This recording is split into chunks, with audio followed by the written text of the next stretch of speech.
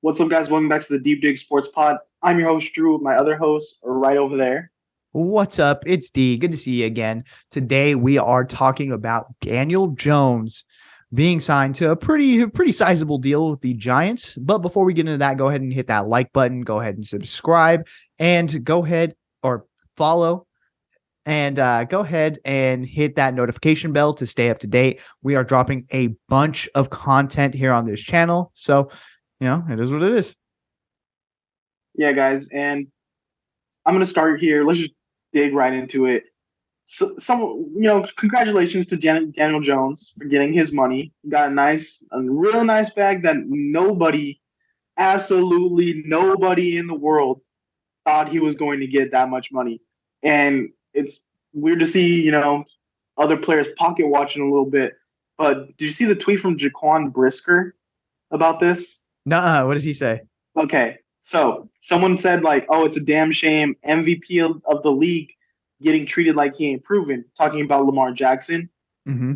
and Jaquan Brisker said, "MVP, LOL." Other bruh got paid today. Talking about Daniel Jones. Other bruh got paid today and is trash, fam. Hashtag facts. So, Damn. I know. I even seen is Daniel Jones trash? he had 15 touchdowns last year. Passing touchdowns. I think he had 7 rushing. He's a fucking quarterback.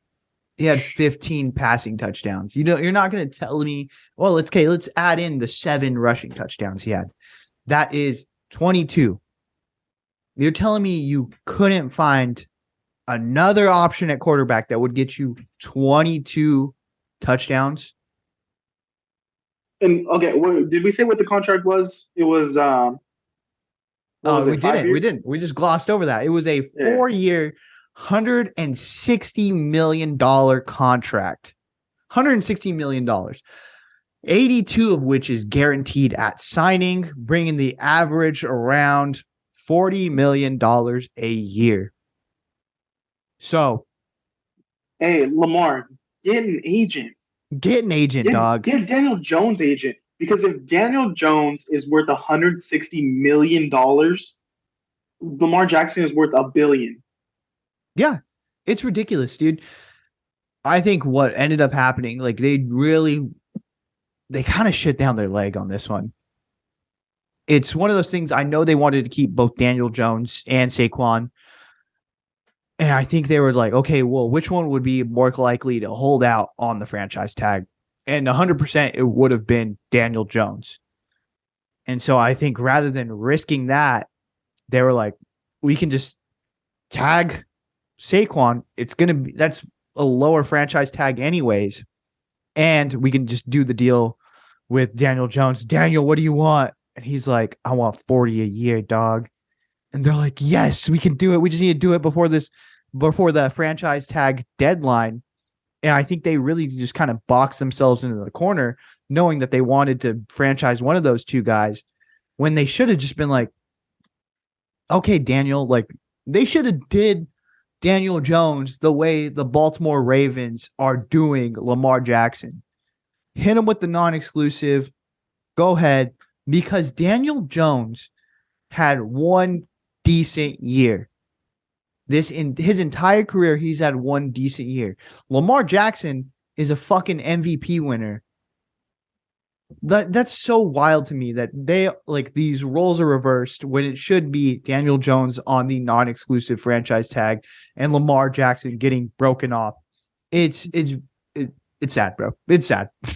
A year ago, everyone was talking about how Daniel Jones is going to be off the team, how they're not going to bring him back. And now he's getting 100 after that season he just had. He's getting 160 mil.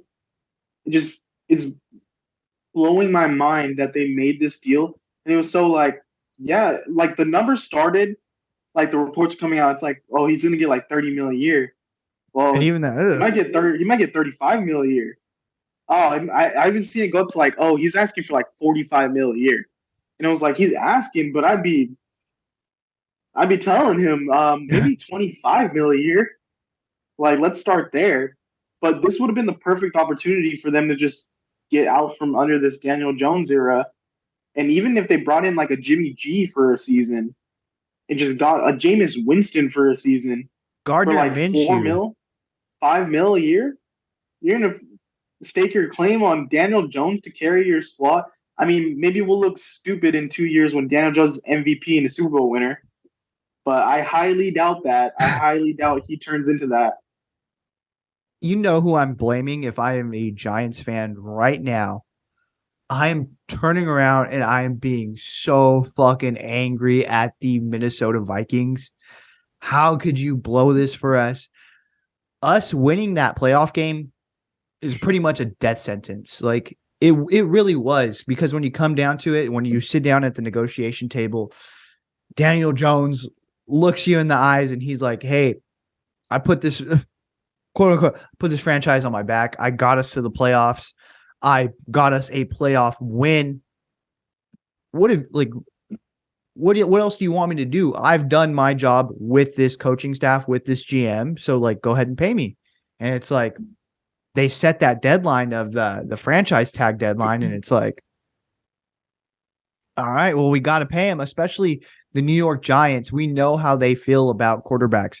Remember when everyone was up in arms about Eli Manning being benched for Geno Smith, when it turns out Geno Smith is actually really fucking good. Geno Smith is a viable starting quarterback, and that's probably what they should have rolled with after Eli Manning. If we're being honest, like that, they should have just given Geno Smith the chance to be a starter the rest of that season. Who knows, like in an alternate universe, how things play out. But they're too sentimental about their quarterbacks. And if we don't have Danny Dimes, if we don't have a franchise guy, what is this team?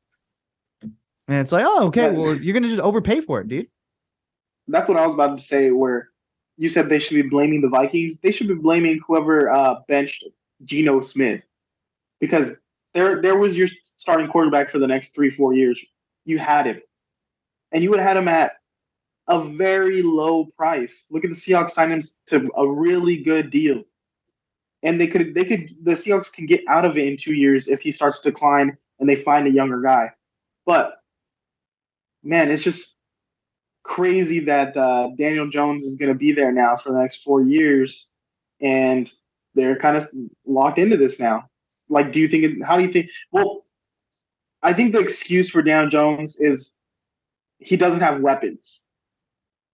But what has shown you that the Giants are good at finding weapons? What's going to change? They have less cap space now.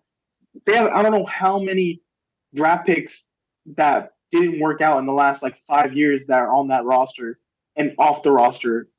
And maybe it's a development thing because Kadarius Toney went and he scored touchdowns for another team. Yep. So he's looking pretty good over there. So I don't know. Are they even able to build a team around him?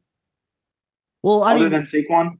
I think that's where Dable comes in and is like, dude, look at what I've done with nothing, and I've made this guy look good. If anything, if you just let me build this out for the next 2 to 3 years, like our offense is going to be fucking popping. But then if I'm the GM, I push back on Dable and I'm like, hey, do you really want to hitch your wagon to Daniel Jones at 40 mil a year? Like, let's go ahead and pump the brakes. If anything, a prove it deal. Hey, 1 year, we'll sign you 1 year, 35 million, and we'll see from there. Like, that's what you got to just franchise him at that point. Like, dude. I mean, I know he looked. I'm not saying he was trash. He looked like a decent quarterback last year. And I know there's situations like Jalen Hurts last year. He looked okay, or he looked good, and they kind of rolled the dice and said, "Well, that's our guy. We're going to stick to him." And he turned out to be a really great player, but he wasn't in a contract year. And I think they're clinging to this idea of like, what do they always say about Daniel Jones? Well, if he can put it together, he can maybe be like Josh Allen. He's not Josh Allen. He's never going to be Josh Allen. I mean, he is what he is. He's a middle of the pack at his best quarterback, and he doesn't. How much did Derek Carr get per year? Like 30 something, 35. I think it was like 35. Yeah. So why is he better than Derek Carr? Is he better than Derek Carr? No, I would take Carr. If anything, I would have done that deal if I'm New York and been like, hey, like I would have just Eric, let Danny Dimes walk. Let him yeah, go. I know people would have signed Daniel Jones, but I don't think any team is giving him 40 mil a year besides the hometown team. You know what I mean? Um, Especially in the NFC, dude. Like you don't need a lights out quarterback to make a playoff run. Realistically, like it's it's of the two divisions, we know the AFC is stacked at quarterback. The NFC not so much. So like if you do get a Jimmy G, you still might be a contender. If you do like even try to trade up and draft a guy, you could. There's just so many different options that come to my mind rather than paying Daniel Jones 40 mil a year. How much does Jimmy Garoppolo get in free agency now? I don't know. Who knows, dude? Who 50 knows? mil a year. You get Mahomes money. Uh, anything's going on right now. People I are know like getting tons of money. People are getting screwed over. Who knows? I know like everyone in the league is hating Haslam for making the Deshaun deal, but if I'm an owner, I'm fucking pissed at the Giants for making this Daniel Jones deal. So now I gotta pay my middle of the pack quarterback 40 plus mil a year because you gave fucking Daniel Jones 40 million a year. Fuck you. You just ruined my Dude. quarterback room. Right? Like every It bridge is. guy's gonna get 50 mil. And that's what it is. So it's all based off of comps. Like that's where you start to structure deals. Like, okay, this quarterback got this deal. I'm up here, so I get more than them. And so everyone is going to be like how everyone was pissed off about the Jaguars, Christian Kirk, last year. This is the Christian Kirk deal. This is the one where you circle it and you're like, this one fucked up the market. Now we've reset it. Derek Carr should have waited. Yep. I know. Carr's kicking himself right now. But go ahead and let us know in the comments. Is Daniel Jones worth 40 mil a year? Would you have paid him? Is he going to be great next year? Is he going to win a Super Bowl MVP? How much bang for their buck are they going to get out of this? And go ahead and like, comment, subscribe. Later.